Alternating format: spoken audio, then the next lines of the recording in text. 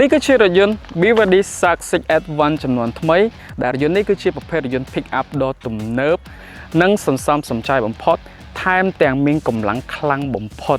ដែលប្រិយមិត្តអរគ្នាអាចធ្វើការប្រើប្រាស់ជាប្រភេទអគ្គិសនីសុទ្ធក៏បានសាំងសុទ្ធក៏បានសាំងផលិតអគ្គិសនីក៏បាននិងអគ្គិសនីរួមបញ្ចូលជាមួយនឹងប្រភេទម៉ាស៊ីនក៏បានផងដែរជាចង់ដែរខ្លះពី BYD Success Advance ទៅមកខ្ញុំទាំងអស់គ្នា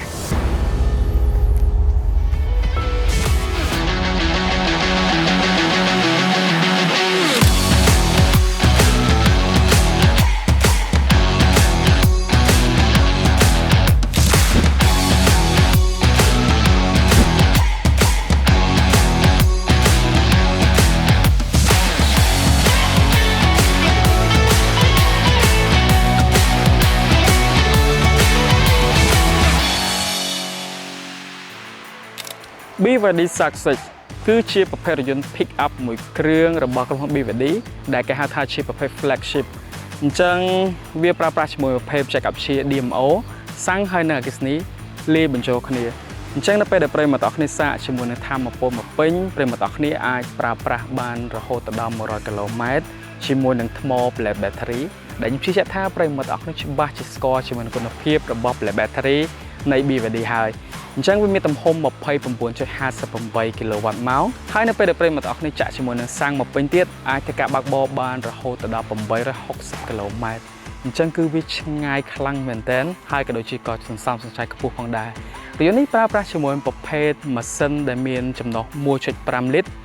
Turbo Charge ដែលចំណាយទៅលើការបង់ពន្ធផ្លូវប្រចាំឆ្នាំត្រឹមតែ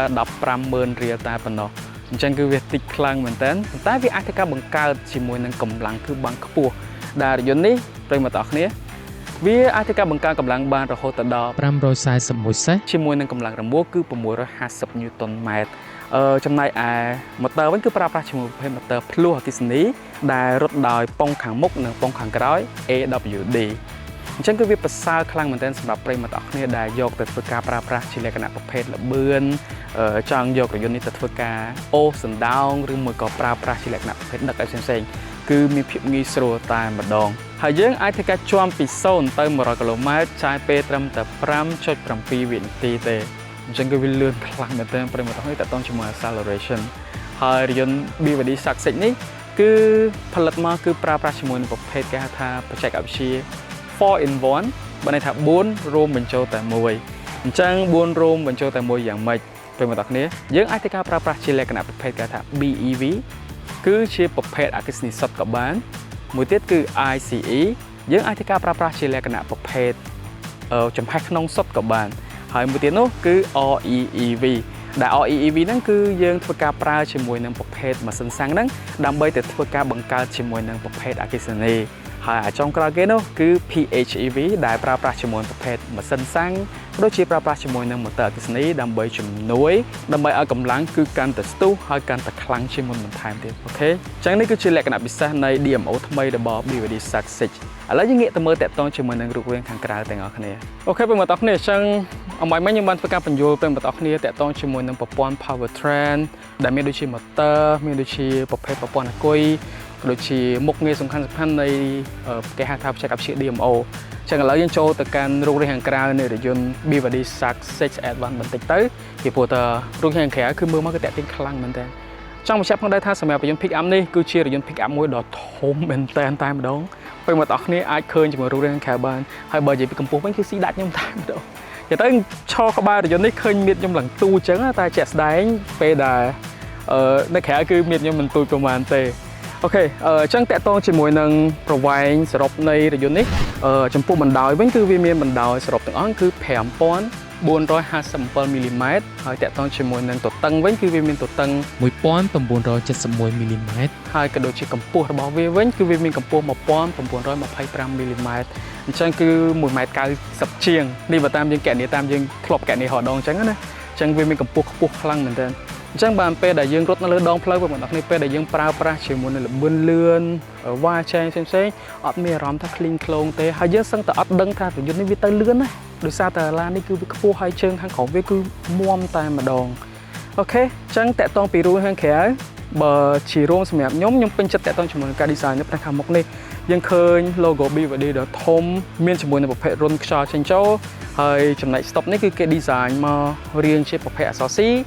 សម្រាប់ប្រភេទអំពូល daytime ហើយអំពូល daytime វាវិញគឺ design អូសកាត់ពីលើបែបនេះ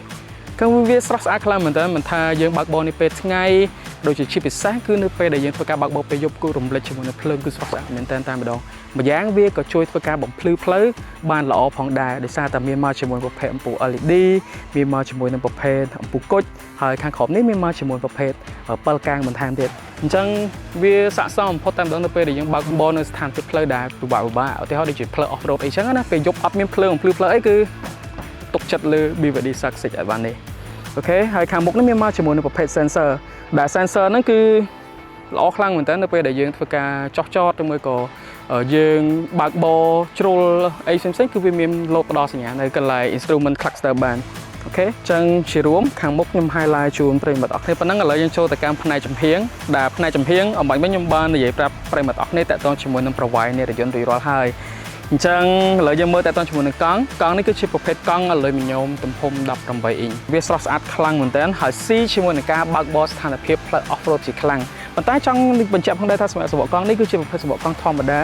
ដែលគេ design មកសម្រាប់យើងធ្វើការបើកបរលើផ្លូវទូទៅប៉ុន្តែបើសិនយើងចង់បានគុណភាពហើយចង់បានអារម្មណ៍ឲ្យជារសក្នុងការបើកបរលើផ្លូវ off road បន្ថែមទៀតនោះខ្ញុំជឿថាគ្រាន់តែយើងធ្វើការ upgrade សបកកង់ទៅប្រភេទគេហៅថា RT ទៅ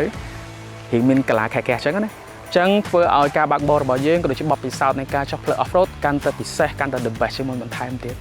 អូខេចឹងចំពោះតិចវិញមានមកជាមួយនឹង turning signal មានមកជាមួយនឹងកាមេរ៉ានៅចំហៀងហើយគូបញ្ជាក់ផងដែរថាសម្រាប់កាមេរ៉ាមាននៅពីខាងមុខចំហៀងនេះខាងក្រោយខ្ញុំថាគឺមួយជុំរថយន្តដែលគេហៅថាជាប្រភេទកាមេរ៉ា540 degree ultra wide ដែលវាមានសភាពភ្លឺច្បាស់មែនទែនមិនថាពេលថ្ងៃក៏ដូចជាពេលយប់ទេមានមកជាមួយនឹងឈ្នាន់ជាន់ជើងដែលពិសេសខ្លាំងមែនទែនដោយសារតែរថយន្តនេះគឺវាខ្ពស់ដូចខ្ញុំនិយាយតាំងពីដើមវីដេអូអញ្ចឹងនៅពេលដែលយើងចូលមកគឺយ៉ាងាយស្រួលក្នុងការឡើងរថយន្តមិនថាចាស់ក្មេងគឺប្រើប្រាស់ជាមួយនឹងរថយន្តនេះគឺងាយស្រួលមែនទែនមានមកជាមួយប្រភេទគេថាមុខងារ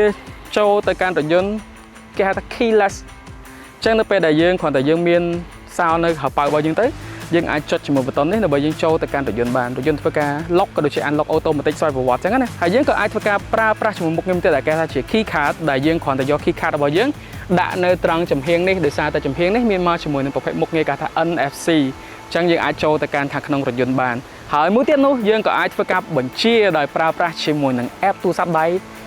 របស់យើងផងដែរនៅពេលដែលយើងប្រើប្រាស់ជាមួយនឹង app ទៅយើងអាចធ្វើការ lock unlock ក៏ដូចជាមានមកជាមួយនឹងមុខងារមួយចំនួនជាច្រើនទៀតមែនតើសម្រាប់យើងធ្វើការប្រើប្រាស់ជាមួយរថយន្តនេះអូខេហើយកាប៊ីនខាងក្រោយពេលមកបងប្អូនគ្នាវាធំដោយសាររថយន្តនេះគឺមានប្រវែងវែងដូចតែខ្ញុំប្រាប់អញ្ចឹងកាប៊ីនខាងក្រោយនេះគឺវាមានសភាពទូលាយមែនតើដែលតិចខ្ញុំធ្វើការ experience ក្នុងការអង្គុយខាងក្រោយជួយប្រិយមិត្តបងប្អូនគ្នាព្រោះថាវាអង្គុយ3នាក់ឡើងស៊ីផុយហ្មងអត់មានអារម្មណ៍ទៅជង្គង់ទេដោយសារតែគេ design គេគិតគូរទៅដល់ភាពផាសុខភាពនៃអ្នកដំណើរនៅខាងក្រោយដូចគ្នាអូខេនេះគឺជាport ដើម្បីយើងធ្វើការចាក់ជាមួយនឹងសាំងងាកដល់ខាងនេះគឺមានមកជាមួយប្រភេទចង្គៀងនៅ stop នៅខាងក្រោយដែលគេ design មកដូចជាមួយនឹងផ្នែកខាងមុខដែរវាដូចហ្នឹងមិនមែនថាវាដូចជាមួយនឹងshape ក៏ដូចជារូបរាងក៏ដូចគ្នាទេគឺវា design ជាមួយ concept គឺដូចគ្នាគឺគេដាក់ចេញមករាងបែបអក្សរ C អញ្ចឹងណាហើយអូសកាត់នេះពីស្ដាំទៅខាងឆ្វេងទៅតឹងនៅខាងក្រោយនេះគឺដូចគ្នាដែលវារំលេចស្អាតដូចខ្ញុំនិយាយប្រាប់អ្នកនរគ្នាអញ្ចឹងជាពិសេសនៅពេលដែលយើងធ្វើការបើកបរនៅពេលយប់ហើយចង្គៀងនេះគឺជាប្រភេទ BVD Tech អញ្ចឹងគឺការ design អីផ្សេងៗគឺវាមានសភាពភ្លឺច្បាស់ហើយស្រស់ស្អាតអូខេខាងក្រោយនេះ DMO AWD ខ្ញុំបានបញ្យល់ប្រាប់អ្នកនរគ្នា BVD Success ទូទៅធម្មតាលោកខាងក្រោយ logo BVD ប៉ុណ្ណានៃមានមកជាមួយនឹងកាមេរ៉ាខាងក្រោយដូចខ្ញុំប្រាប់អ្នកនរគ្នាអញ្ចឹងហើយក្លុបខាងក្រោយសុំទោសក្លុបខាងក្រោយយើងគ្រាន់តែ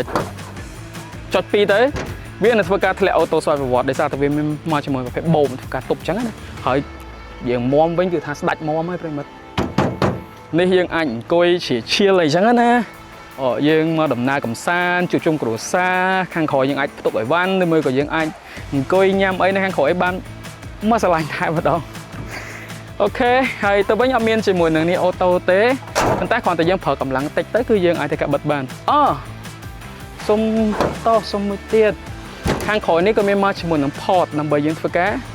ប្រើប្រាស់ជាមួយនឹងដូចប្រភេទថាក្បាលមូលអញ្ចឹងដើម្បីយើងធ្វើការសាកជាមួយនឹងថាមពលនិយាយទៅយើងអាចយករថយន្តនេះទៅធ្វើការប្រើប្រាស់ជាប្រភេទគេថា V2L ដើម្បីយើងធ្វើការសាកជាមួយនឹងឬក៏ប្រើប្រាស់ជាមួយនឹងអគ្គិសនីនៅខាងក្រៅបានហើយក៏មានមកជាមួយនឹងប្រភេទឆ្នាំងសាក V2L មួយទៀតដែលងាយស្រួលមែនទែនសម្រាប់យើងធ្វើការសាកជាមួយនឹង laptop ប្រើប្រាស់ជាមួយនឹងអគ្គិសនីផ្សេងនេះមួយក៏យើងបោះតង់ប្រើប្រាស់ជាមួយនឹងឆ្នាំងដាំបាយឬមួយក៏ចង្ក្រានហ្គាសអគ្គិសនីអីគឺមកស្រឡាញ់តែម្ដងអញ្ចឹងគឺវាមានភាពងាយស្រួលខ្លាំងមែនទែនស័ក្តិសមសម្រាប់ប្រយោជន៍ off-road និយាយមែនបងប្អូនគ្នាគេថាជឿខ្ញុំអូខេអញ្ចឹងចំហៀងខាងនេះខាងក្រោយអីខ្ញុំ highlight ជូនប្រិយមិត្តអរគ្នាប៉ុណ្ណឹងអញ្ចឹងយើងទៅចូលទៅមើលផ្នែកខាងក្នុងដោយសារផ្នែកខាងក្នុងការ design គឺខ្ញុំពេញចិត្តហើយខ្ញុំស្រឡាញ់ខ្លាំងមែនតើអញ្ចឹងទៅមកខ្ញុំទាំងអស់គ្នា let's go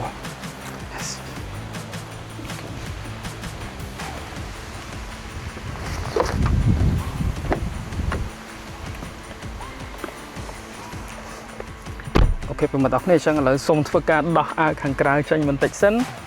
ដើម្បីធ្វើការបញ្យល់ប្រាប់ប្រិយមិត្តទាំងអស់គ្នា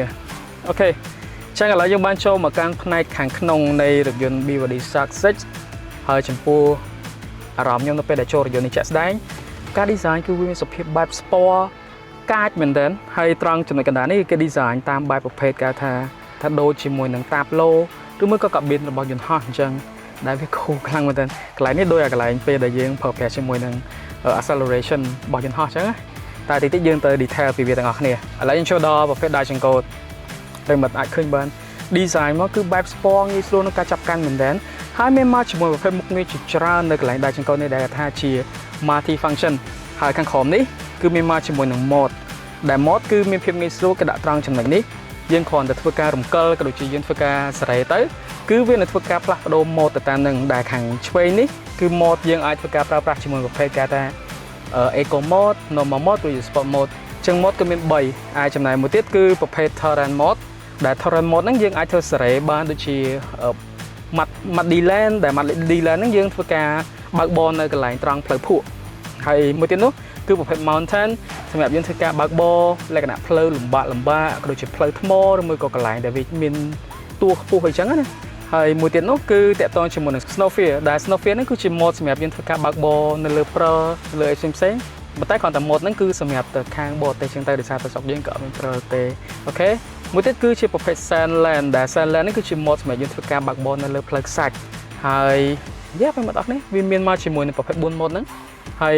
ចំណែក mode មួយនៅពេលដែលយើងបញ្ជាគឺវាធ្វើការផ្លាស់ប្ដូរតាក់ទងជាមួយនឹងប្រព័ន្ធទប់លំនឹងក៏ដូចជាប្រព័ន្ធជើងខាងក្រោមនៅរថយន្តនេះទាំងស្រុងតែម្ដងដើម្បីផ្ដល់នូវភាពងាយស្រួលក៏ដូចជាកំណត់តាក់ទងជាមួយនឹងមុខងារសំខាន់នៅពេលដែលយើងធ្វើការបើកបរ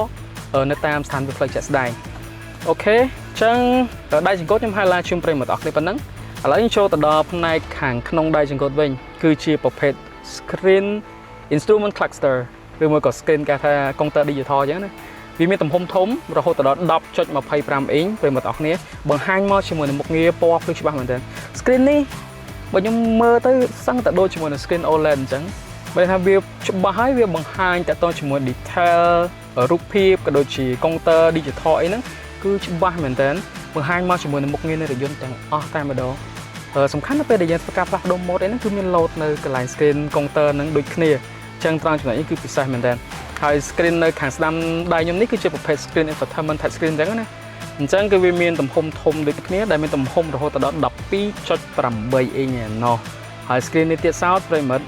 អាចធ្វើការភ្ជាប់ជាមួយនឹងប្រភេទមុខងារ Android Auto Apple CarPlay ហើយដូចខ្ញុំប្រើប្រាស់ជាមួយនឹងប្រភេទទូរស័ព្ទ iOS មើលគេថាជា Apple អញ្ចឹងទៀតភ្ជាប់មកគឺ smooth ខ្លាំងមែនទែនអាចប្រើប្រាស់ Map ប្រើប្រាស់ជាមួយនឹង YouTube Music ឬមកក៏ប្រើប្រាស់ជាមួយនឹងមុខងារជាច្រើនទៀតនៅខាងក្នុងនេះហើយប្រិមិត្តអត់ទាន់អស់ទេរថយន្តនេះមានមកជាមួយនឹងប្រភេទមុខងារជាច្រើននៅក្នុង screen infotainment នេះតែខ្ញុំគិតថាបន្តិចទៀតខ្ញុំធ្វើការ highlight ជូនឥឡូវយើងចូលទៅកាន់ផ្នែក design សិនទៅអូខេអញ្ចឹងត្រង់ចំណុចនេះដោយសារតែវាគឺជាប្រភេទរថយន្តដែល design មកគិតគូរទៅដល់ការបើកបរច្រើនស្ថានភាពផ្លូវហើយផ្ដោតសំខាន់ធំហ្មងទៅលើផ្លូវ off road ឬការដឹកអីផ្សេងៗគេដាក់ជាមួយនឹងដៃ handle ដែលយើងធ្វើការកាន់អញ្ចឹងណាងាយស្រួលនៅពេលដែលយើងធ្វើការបើកបរផ្លូវលំបាកអីយើងអាចធ្វើការទប់បានហើយខាងក្រោមនេះមានមកជាមួយនឹងមុខងារអូជាច្រើនដូចមិត្តមានទាំង start stop អីយើង start stop នៅនេះ design មកដូចជាមួយកាប៊ីនយន្តហោះដូចខ្ញុំនិយាយប្រាប់អ្នកនរគ្នាអញ្ចឹងបើកជាមួយនឹងក្លុបនៅខាងក្រោយ auto hold មានមកជាមួយនឹងភ្លើងសំផ្លូវហើយត្រង់ចំណុចនេះយើងអាចធ្វើការ switch បានន័យថាយើងប្រើប្រាស់ជាមួយនឹងអគ្គិសនីសុទ្ធក៏បានហើយយើងចង់ធ្វើការប្រើប្រាស់ជាមួយនឹង HEV យើងអាច switch វាមកសាំងឲ្យមួយ EV ទៅគឺប្រើប្រាស់បានដូចគ្នាអូខេហើយត្រង់ចំណុចនេះមានជាមួយនឹងប្រភេទគេថាប្រព័ន្ធធ្វើការជំនួយយើងចុះចំណោទមានមកជាមួយនឹងប្រភេទ parking sensor traction control off on នៅពេលដែលយើងធ្វើការប្រើប្រាស់ជាមួយនឹងផ្លូវដែលលំបាកហើយកន្លែងនេះប្រើប្រាស់ជាមួយ media ទូទៅធម្មតាត្រង់ចំណុចនេះគឺជាប្រភេទចង្កឹះលេខអេឡិចត្រូនិកចឹងចង្កឹះលេខអេឡិចត្រូនិកពេលមកបងប្អូនដឹងហើយគឺងាយស្រួលក្នុងការប្រើប្រាស់ខ្លាំងមែនទែនវា smooth ចឹងណាមានមកជាមួយ cup holder មានមកជាមួយនឹង armrest ខាងក្នុងនេះមានមកជាមួយនឹងប្រអប់ដើម្បីយើងធ្វើការផ្ទុកឯកសារបានច្រើនខាងមុខនេះមានមកជាមួយនឹងប្រភេទឆ្នាំងសាក wireless ដែលឆ្នាំងសាក wireless នេះយើងអាចសាកជាមួយនឹងទូរស័ព្ទរបស់យើងបានទំហំរហូតដល់50 W ឯណោះអញ្ចឹងគឺវាសាកលឿនខ្លាំងមែនទែនតាក់ទងជាមួយនឹង wireless charge អូខេអញ្ចឹងនេះគឺសោមានមកជាមួយនឹងនេះត្រង់ចំណុចកន្លែងនេះខ្ញុំអត់ច្បាស់ថាគេកន្លែងគេធ្វើដាក់អីទេប៉ុន្តែត្រង់ចំណុចនេះខ្ញុំអាចធ្វើការផ្ទុកជាមួយនឹងប្រភេទទឹកសុទ្ធបានដែលវាពិសេសខ្លាំងមែនទែនអញ្ចឹងគឺមានចន្លោះគ្រប់កន្លែងតែម្ដងខាងក្រោមនេះមកជាមួយនឹងគីឡូបុកទៀតហើយគីឡូបុកហ្នឹងគឺមានមកជាមួយប្រភេទភ្លើងធ្វើការបំភ្លឺខាងក្នុងទៀតអញ្ចឹងនៅពេលដែលយប់ឡើងអីគឺមានភាពងាយស្រួលខ្លាំងមែនទែនតែម្ដងចំពោះកៅអីវិញគឺជាប្រភេទកៅអីស្បែកមានមកជាមួយប្រភេទរុនខ្យល់ចេញចូលពេលដែលអង្គុយវាអត់ក្តៅជាមួយនឹងរាងកាយរបស់យើងទេហើយមានមកជាមួយនឹងត្រង់កន្លែងនេះដែលវាទប់ខ្លួនយើងបានល្អមែនទែនជាពិសេសនៅពេលដែលយើងធ្វើការបើកបរ off road អូខេហើយកៅអីទាំងពីរនេះក៏មានមកជាមួយប្រភេទមុខងារ adjustment seat ដែលយើងអាចធ្វើការផ្លាស់ប្ដូរទីតាំងដោយស្វ័យប្រវត្តិបានអញ្ចឹងសម្រាប់រថយន្ត pick up គឺយើងកម្រមានជាមួយនឹងប្រភេទកៅអី adjustment seat ណាតែសម្រាប់រថយន្តនេះគឺដាក់មកគូតែម្ដងទាំង driver ក៏ដូចជា passenger ខាងក្រោយមានមកជាមួយនឹងប្រភេទគេហៅថាម៉ាស៊ីនត្រជាក់ដាច់ដោយឡែកដែលម៉ាស៊ីនត្រជាក់នៃរថយន្តនេះអូរងាតែម្ដងប្រិមត្តអស់គ្នាអញ្ចឹងគឺពិសេសខ្លាំងមែនទែនសម្រាប់ប្រភេទម៉ាស៊ីនត្រជាក់ហើយបើយើងស្វែងរកតាក់ទងជាមួយនឹង port ដើម្បីយើងធ្វើការសាកជាមួយទូរស័ព្ទឬមួយក៏ connect អីផ្សេងៗរថយន្តនេះមានមកជាមួយនឹងឌុយរុន USB មានទាំង Type A Type C គឺមានសពតែម្ដងនៅខាងក្នុងនេះនៅខាងសម្រាប់ខាងមុខដូចជានៅខាងក្រោយក៏មានដូចគ្នាផងដែរអូខេអញ្ចឹងផ្នែកខាងមុខខ្ញុំ highlight ប៉ុណ្ណឹងឥឡូវយើងទៅអង្គុយផ្នែកខាងក្រោយចង់ដឹងថាតើផ្នែកខាងក្រោយគឺវាមានសភាពទូលាយបែបណាទៅមានទាំងអស់គ្នាអ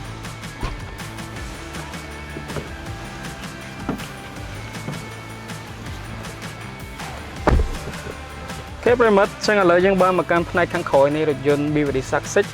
ដោយទៅតាមសន្យាខ្ញុំធ្វើការវាស់វែងជូនប្រិមិត្តអស់គ្នាឃើញ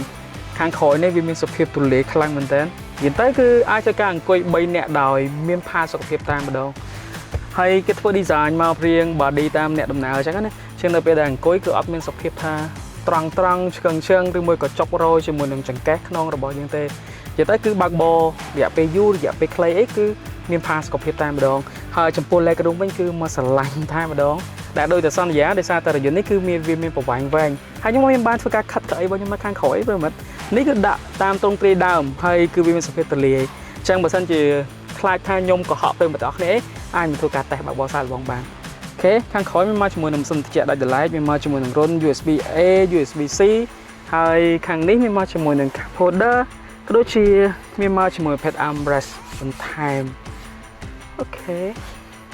ចឹងសម្រាប់ផ្នែកខាងក្រោយខ្ញុំ highlight ជូនប្រិយមិត្តអរគ្នាប៉ុណ្ណឹង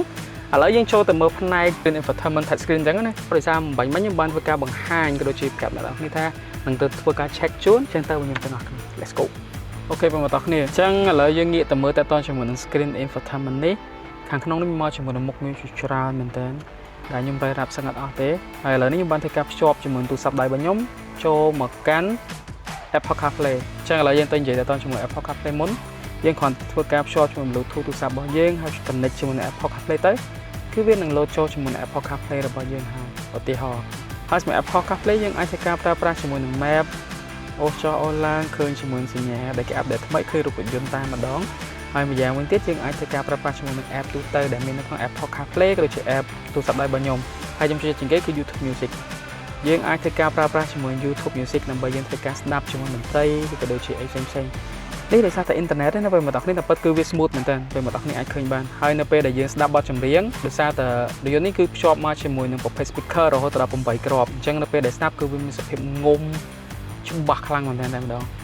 អូខេអញ្ចឹងឥឡូវយើងទៅមើលចំណុចបន្ទាប់ទៀតតាក់ទងជាមួយនឹង vehicle image ដែលវាគឺជាប្រភេទមុខងារកាមេរ៉ា540 degree ultra នឹងអ ចឹងយើងអាចមើលបានមានមកចំមុខងារដូចជា parking sensor មុខងារ 3D នេះហើយមុខងារនេះគឺយើងអាចធ្វើការបង្ហាញជូនតទៅជាមួយនឹងផ្នែកខាងមុខផ្នែកខាងក្រោយចំហៀងឆ្វេងស្ដាំហើយនេះគឺ ultra wide នៅខាងមុខក៏ដូចជា ultra wide នៅខាងក្រោយហើយនេះក៏នៅចំហៀងឆ្វេងស្ដាំផងដែរហើយមួយវិញទៀតនោះយើងអាចធ្វើការប្រើប្រាស់ជាមួយ 3D អញ្ចឹងពេលដែលយើងដាក់ 3D ទៅគឺយើងឃើញមកជុំរថយន្តតែម្ដងហើយជាមួយការថាច់គឺ smooth សំបីតែពេលដែលយើងធ្វើការបើកទ្វារបើកអីក៏វាមាន load ជាមួយនឹងមុខងាររថយន្តនៅខាងនេះដែលបង្ហាញថាយើងបានធ្វើការផ្លេច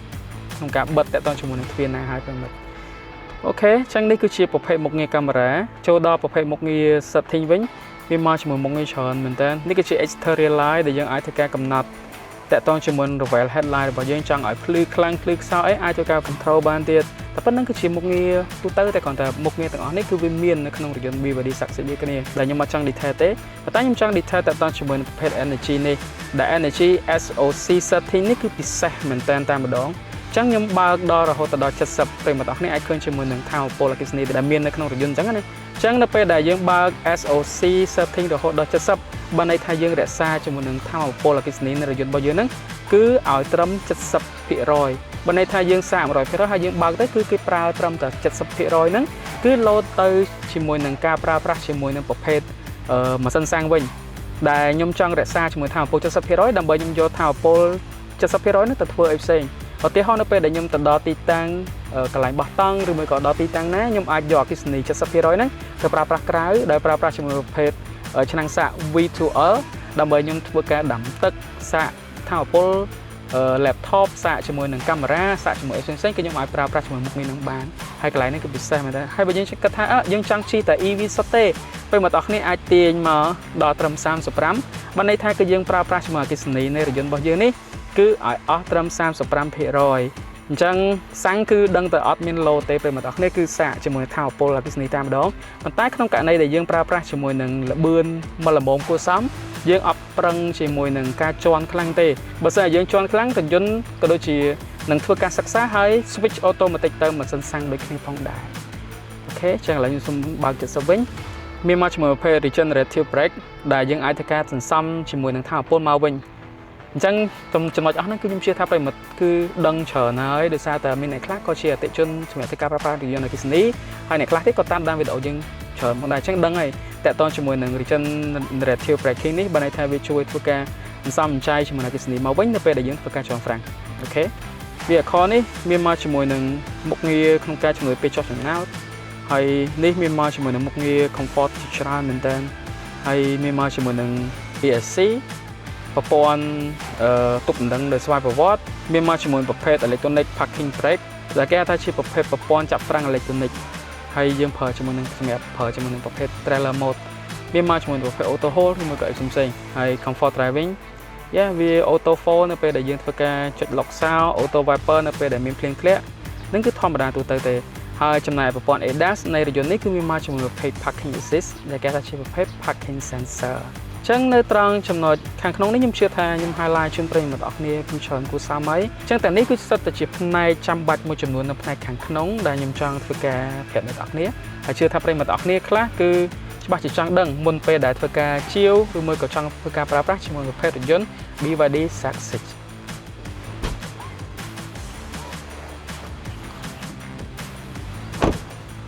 អូខេប្រិយមិត្តអរគ្នាចឹងតើប្រិយមិត្តយល់យ៉ាងណាបន្ទាប់ពីបានទស្សនាជាមួយនឹងវីដេអូខ្ញុំបាទ Selmat ជាមួយនឹងរថយន្ត BYD Success S1 ចឹងបើសម្រាប់ខ្ញុំវិញខ្ញុំចាប់អារម្មណ៍ជាមួយរថយន្តនេះខ្លាំងមែនទែនចាប់អារម្មណ៍ហ្នឹងគឺចាប់អារម្មណ៍ទៅលើកម្លាំងម៉ាស៊ីនក៏ដូចជាភាពសន្សំសំចៃនៃរថយន្តមួយនេះដែលវាគឺជាប្រភេទរថយន្តអគ្គិសនី pick up ដំបូងដែលប្រើប្រាស់ជាមួយប្រភេទអគ្គិសនីលេសាំងដែលខ្ញុំធ្លាប់បានធ្វើការតេស្តបើកបោសាកល្បងចឹងមកតាមកំណត់ខ្ញុំជាក់ស្ដែងរថយន្តនេះគឺដំណើរការគឺបាន smooth ក៏ដូចជាល្អខ្លាំងមែនទែនអញ្ចឹងបើសិនជាប្រិយមិត្តទាំងអស់គ្នាកំពុងតែចាប់អារម្មណ៍ហើយចង់ស្វែងរកជាមួយរថយន្តលក្ខណៈគ្រួសារប្រភេទជាលក្ខណៈដឹកសណ្ដោងដែលអាចធ្វើការប្រើប្រាស់ធ្ងន់ហើយចង់ស្វែងរកជាមួយរថយន្តប្រភេទសន្សំសំចៃក៏ដូចជា performance ប្រិយមិត្តទាំងអស់គ្នាអាច consider ទៅលើរថយន្ត BYD Success S1 នេះបានសម្រាប់ BYD Success S1 នេះគឺមានតម្លៃត្រឹមតែ $43,800 តែប៉ុណ្ណោះអ្វីដែលសំខាន់គឺទទួលបានជាមួយនឹងការធានាពីក្រុមហ៊ុនផ្លូវការរបស់ BYD ផ្ទាល់តែម្ដងគឺការធានាទៅលើ motor ហើយក៏ដូចជាអាគុយ ដែលសម្រាប់ការធានាគឺរយៈពេលរហូតដល់8ឆ្នាំឬស្មើទៅនឹង 16,000 គីឡូម៉ែត្រ អញ្ចឹងសម្រាប់ BYD Success Evan នេះពេលមកដល់គ្នាអាចអញ្ជើញទៅធ្វើការតេស្តបើកបរសាកល្បងដែលគ្រប់សាខានៃក្រុមហ៊ុន BYD Cambodia ឬក៏តំណតំណងទៅកាន់លេខទូរស័ព្ទដែលខ្ញុំដាក់នៅខាងក្រោមហើយបើសិនជាចង់ដឹងថារថយន្តនេះវាមានលក្ខណៈសម្បត្តិបែបណាយើងអាចធ្វើការកក់ក្នុងការតេស្តបើកបរសាកល្បងទៅមុននឹងយើងសម្រេចចិត្តក្នុងការទិញជាមួយរថយន្តមួយនេះអញ្ចឹងពីខ្ញុំបាទសាម៉ាតអរគុណអ្នកទាំងអស់គ្នាជួបគ្នានៅវីដេអូក្រោយបាយបាយ